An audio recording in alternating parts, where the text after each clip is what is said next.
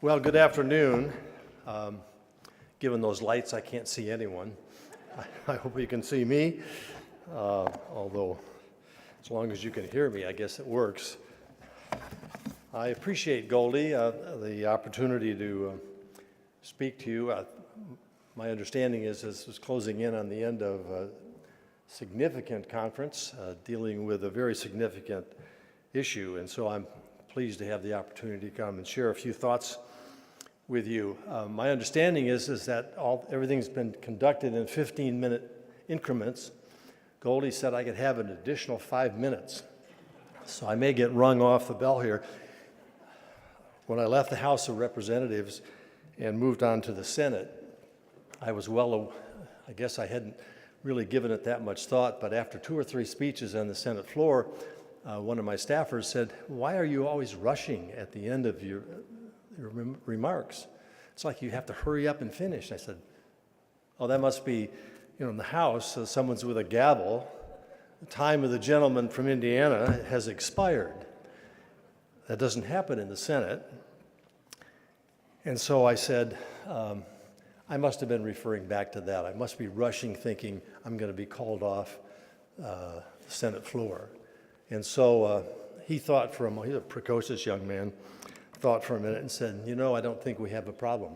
I said, "How's that?" He said, "I think that just in a very short period of time, you too, like your fellow colleagues here in the Senate, will become so enamored with your own voice, we'll have to drag you off the Senate floor."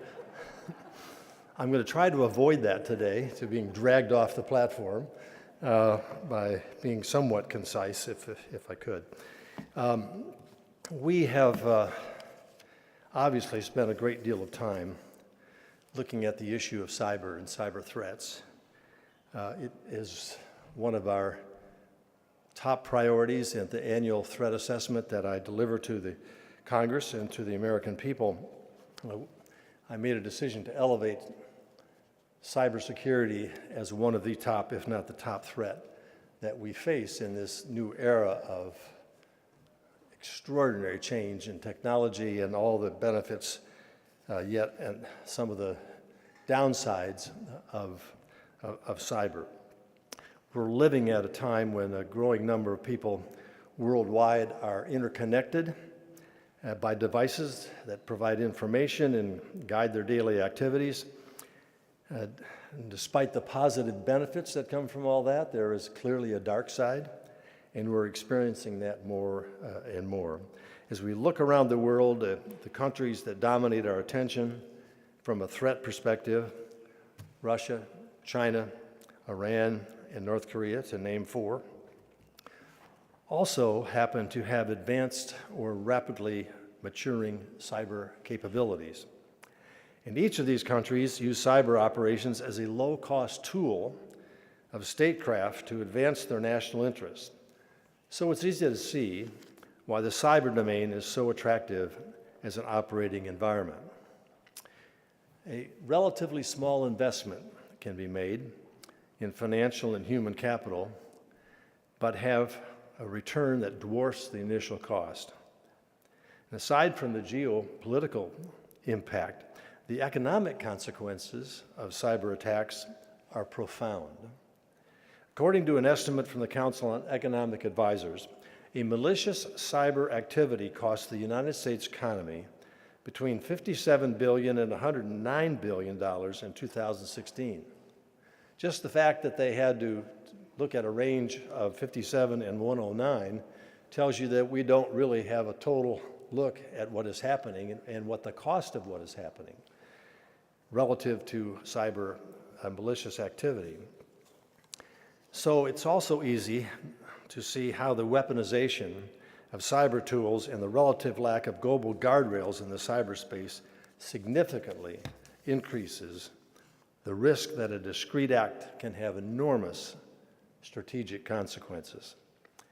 The global community witnessed this firsthand in recent years with the debilitating effects of the WannaCry ransomware attack, which spread around the world to the point of seriously affecting emergency care in the United Kingdom. And then if you look at Russia's NotPetya malware, which the administration called the most destructive and costly cyber attack to date, which crippled Ukraine before infecting governments and businesses on a worldwide basis. And aside from ransomware and malware attacks, we also see different kinds of malign activity through the cyber domain. Adversaries are conducting persuasive influence efforts that seek to sow division and undermine our democratic values. These foreign-directed efforts manifest themselves in different ways, but the goal is the same. And let me give you a couple of examples. We continue to see fake online personas created for use on prominent social media platforms to amplify hot-button social and political issues. This is often conducted in a coordinated effort using inflammatory rhetoric or through the seeding of misinformation. The rhetoric might include provocative descriptions of race, religion, sexual orientation, or information crucial to U.S. organizations. But the intent is to provoke, to distract, and to divide those who read the content.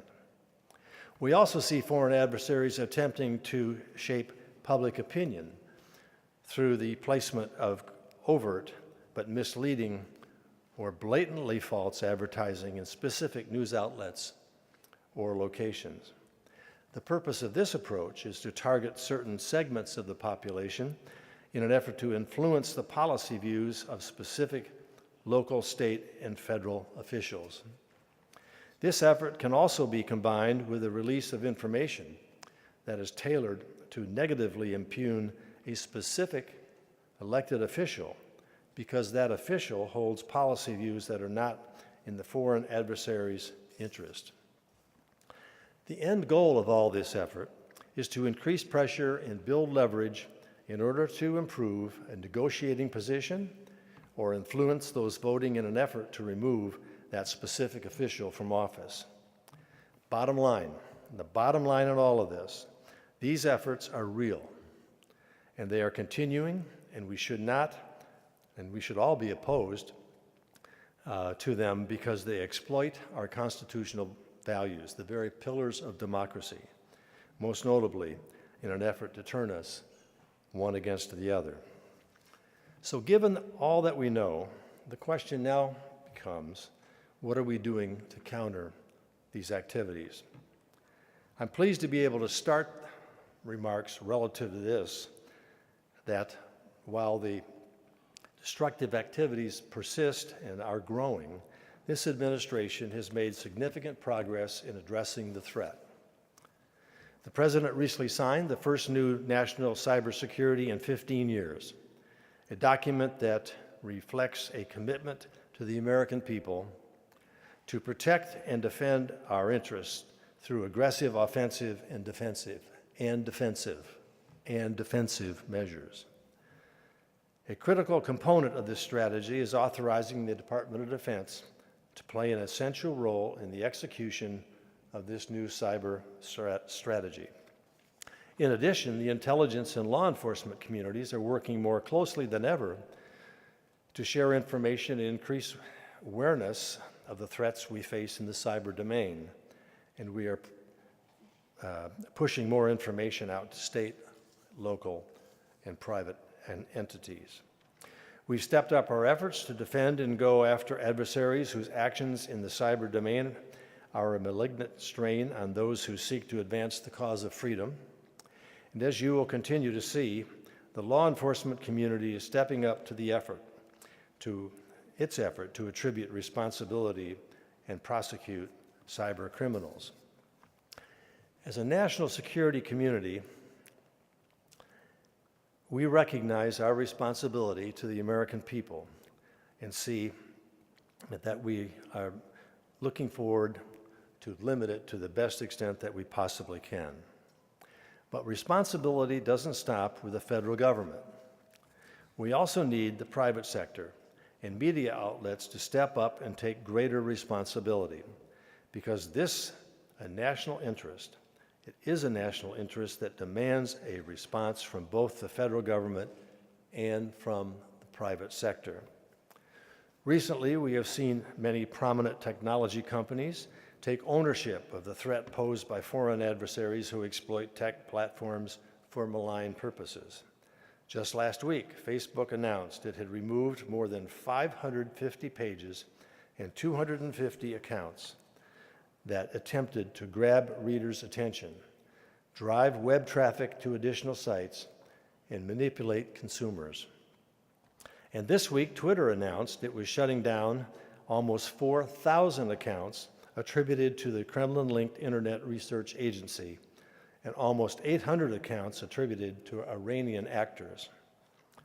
All this is a good thing, and we hope these kinds of private sector actions will continue. We must agree and must not allow foreign adversaries the ability to use our indigenous and privately produced technologies to divide us as a nation. And beyond the positive actions that these companies have recently taken, we would welcome greater partnerships with the technology sector.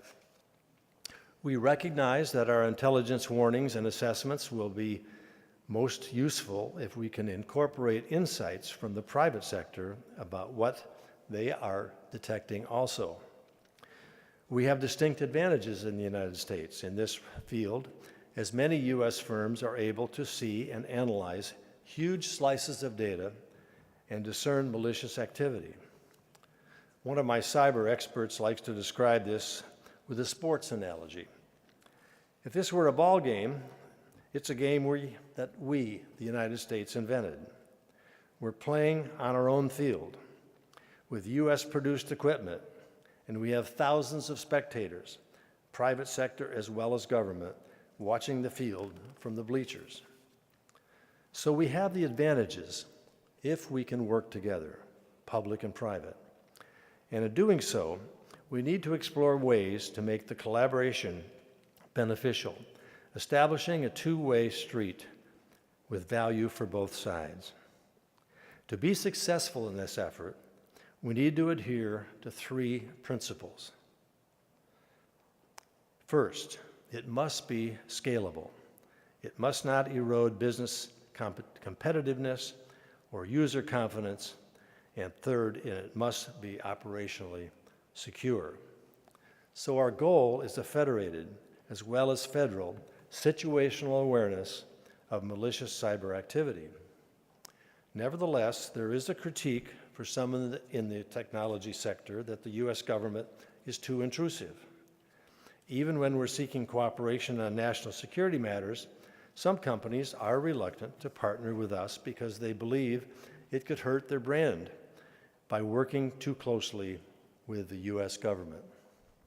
Nevertheless, some of these very same companies turn right around and pursue access and production opportunities in China. So let's be clear about this. If you are a U.S. company that believes you should limit your partnership with the U.S. government on national security matters because it could hurt your brand, then perhaps you should think about the harm to our overarching national security interests of pursuing greater business opportunities in a country like China, where the private sector and the state often merge into the same. So the basis of the message, the basic message that I would like to leave with you, and I want to impart on you, is that we all need to do our part to protect our democratic system, as messy as it may seem at times. So what can U.S. businesses do to strengthen their cybersecurity? Allow me to suggest several measures that we believe can help secure our cybersecurity. First, be aware of supply chain threats. Understand that cyber threats to your supply chain are an insidious problem that can jeopardize the integrity of your products. Secondly, designate a chief risk officer to oversee a company-wide security effort and determine what matters most so you can protect the crown jewels. Third, practice security hygiene by using the latest IT systems that include updated security features. Fourth, develop insider threat programs. Announce and enhance awareness of threats from former employees and create a culture of awareness in your organizations. Next, and finally, continuously review your security posture. This is what we have to do in the intelligence community.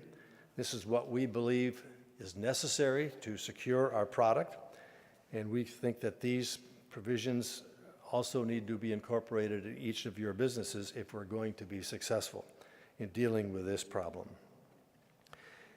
The intelligence community practices what we preach, and these are the steps that we have taken. Well, I may have slipped past my time limit here, so let me just throw my final pitches to you here. To our, to our colleagues in the private sector, to our colleagues in the private sector, know that you're part of our national security. Know that we cannot successfully deal with this issue unless you can be a part and a partner with us. Know that your efforts to fortify your cybersecurity defenses will strengthen our collective security. And know that you will have a willing partner in the federal government and in the intelligence community. Back in World War II, a statement was issued, and I have it framed in my office, and it says, "Uncle Sam needs you." That applies today as it did back then at a very critical time in our nation's history. And I want to leave here by saying, Uncle Sam needs you. We cannot do this job successfully if we cannot work together. We realize that there are basic reasons why it is difficult to achieve this, but we can overcome these, and it is absolutely essential that we do so if we're to succeed in dealing with this top threat to our national security. Thank you all for your attention. I appreciate the opportunity to speak to you, and God bless you all. Thank you.